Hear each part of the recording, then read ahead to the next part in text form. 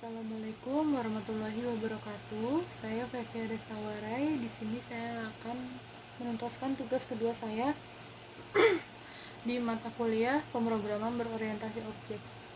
Ini mungkin hanya teori-teori aja. Semoga bermanfaat dan semoga bisa menambah nilai saya karena saya juga masih belajar. Pemrograman berorientasi objek ini lebih kayak mempelajari bahasa pemrograman Java. Dan kita kalau mau belajar Java, ada beberapa perangkat lunak yang kita butuhkan, antara lain yaitu Java Development Kit atau JDK, Text Editor, dan Software IDE atau Integrated Development Environment. Itu kalau JDK itu bisa dicari di internet ya. Biasanya dia bawain Oracle. Kalau text editornya itu bisa apa aja, bisa Notepad++ atau Visual Code, terserah, boleh apa aja. Terus Java Development Kit-nya itu edisinya boleh apa aja, J2SE, J2ME, dan J2EE. Text editornya juga tadi saya bilang bisa Notepad++, bisa yang lain-lainnya, atau Ultra Edit, Gcreator, terserah. Semua itu bisa kalian cari di internet. Panduannya pun biasanya suka ada di internet, kalian bisa cari, itu free.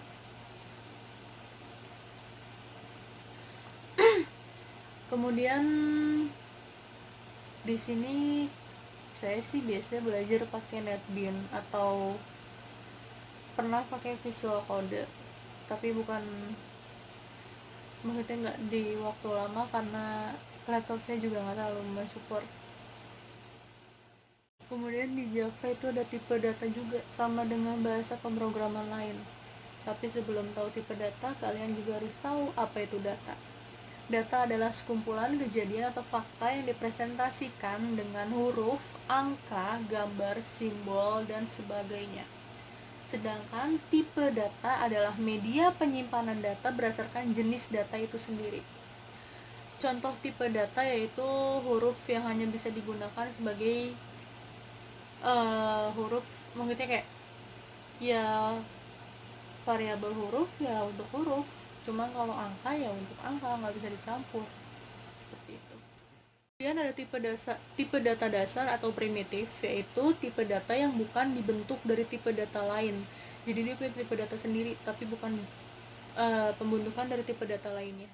Di Java ada 8 tipe data primitif, yaitu boolean atau tipe data logika, char, tipe data karakter, char ya, byte, short, integer, dan long atau tipe data bilangan bulat. Kemudian ada double dan float, tipe data bilangan pecahan atau floating point. Tipe data boolean adalah tipe data kebenaran di mana tipe data ini hanya akan menghasilkan nilai benar dan salah. Karakter adalah semua anggota atau tombol yang ada pada keyboard meliputi huruf kecil atau besar atau kapital, angka, tombol fungsi, simbol-simbol khusus, dan tombol perintah kayak space, enter, escape, home, M, dan sebagainya. Karakter atau char ya. Kemudian ada tipe data char, adalah tipe data yang dapat menampung hanya satu digit tombol saja. Jadi nggak bisa lebih dari satu digit char. Tipe data bilangan bulat. Dalam ilmu matematika, bilangan bulat adalah bilangan yang bukan pecahan. Artinya, bilangan tersebut tidak memiliki koma, misalkan 0,5, 0,6, 0,1, dan sebagainya. Tapi kalau tipe data pecahan dalam pemrograman Java, yaitu tipe data yang bilangannya bertitik, atau dalam matematika adalah bilangan pecahan atau bilangan berkoma. Iya kan? Kemudian ada strings. Definisi string adalah kumpulan dari karakter. Dalam bahasa pemrograman lain, string adalah array dari karakter itu sendiri. Kemudian ada Java identifier atau nama yang mewakili class, interface, attribute, method, argumen, dan sebagainya. Pendeklarasian identifier di Java bersifat case sensitif, artinya penamaan bersifat umum dan khusus. Aturan penamaan yang bersifat umum antara lain: pertama, tidak boleh sama dengan daftar keyword. Kedua, tidak boleh menggunakan space dan simbol khusus. Ketiga, harus selalu diawali dengan huruf. Keempat, tidak boleh menggunakan identifier yang sudah pernah dideklarasikan, jadi nggak boleh double ya. Kelima, boleh menggunakan karakter underscore tapi tidak direkomendasikan, berarti tidak boleh pakai spasi. Keenam, boleh menggunakan karakter angka tapi tidak boleh digunakan di awal, jadi di awal harus pakai huruf ya.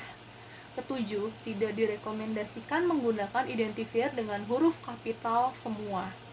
Kedelapan, jika identifier memiliki 2 atau lebih kata, maka huruf awal pada kata tersebut adalah huruf besar atau huruf kapital.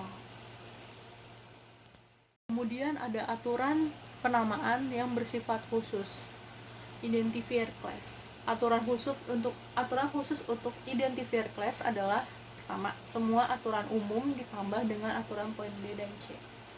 Huruf awal harus diawali dengan huruf kapital atau besar. Nama kelas yang dideklarasikan sebagai public harus sama dengan nama file.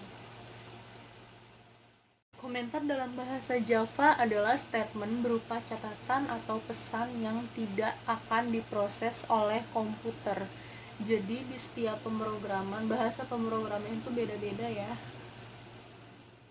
Kemudian ada statement block dalam bahasa Java. Statement adalah suatu aksi yang dijalankan oleh komputer atau semua bahasa pemrograman yang mengadopsi semantik dari bahasa C pasti menandai statement atau aksi dengan tanda semikolon atau titik koma. Kemudian ada pengertian dari variabel adalah wadah atau tempat untuk menyimpan data. Pendeklarasian variabel terikat dengan aturan penamaan atau identifier. Kalau kita belajar Java, kita harus mengenal apa itu fungsi input dan output. Mengenal fungsi input atau output dasar adalah suatu hal yang sangat penting. Semua hal yang ada di dunia ini pasti ada input atau masukan, proses, dan output keluaran. Banyak sekali fungsi atau metode input dan output dalam bahasa Java.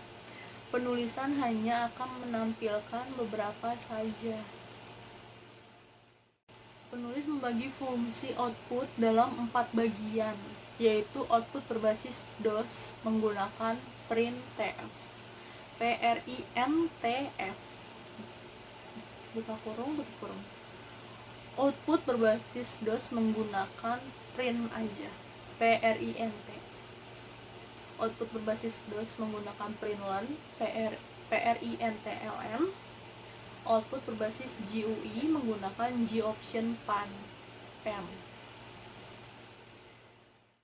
Metode printf berfungsi sebagai output dengan menentukan penentu format. Metode print adalah metode yang berfungsi untuk mencetak data. Setelah data tersebut dicetak, tidak diikuti dengan perpindahan baris baru.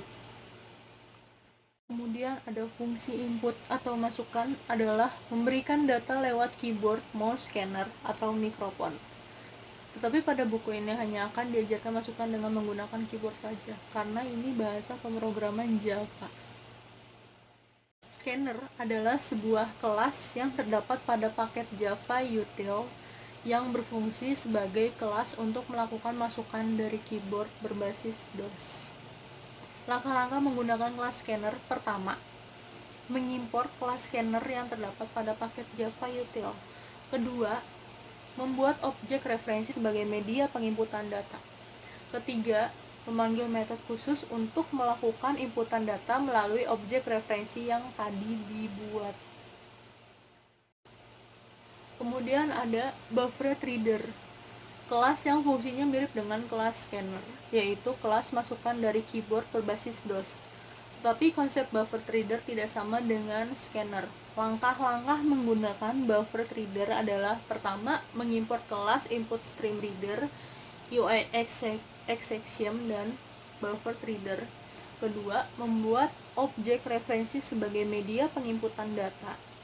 Ketiga, memanggil metode readLine. Keempat, menuliskan poin 2 dan 3 dalam blok try catch. 2 dan 3 tadi adalah membuat objek referensi sebagai media penginputan data, dan yang ketiga memanggil metode readLine. Kemudian ada jenis-jenis seleksi, yaitu seleksi menggunakan statement if dan seleksi menggunakan statement which. Kemudian ada konsep pengulangan. Inisialisasi adalah pemberian nilai awal kepada suatu variabel yang akan digunakan sebagai counter atau pencacah sebelum masuk ke blok perulangan. Kedua, ada kondisi, adalah syarat yang harus dipenuhi agar pengulangan bisa berlangsung. Ketiga, ada counter. Counter adalah memberikan perubahan nilai pada variabel yang menjadi pencacah nilai. Mungkin segitu yang bisa saya sampaikan. Jika ada kekurangannya, saya mohon maaf, atau ada kalimat yang gak terlalu jelas saya ucapkan, saya mohon maaf, karena keadaan saya pasca operasi impaksi gigi itu masih sakit, jadi belum terlalu jelas banget.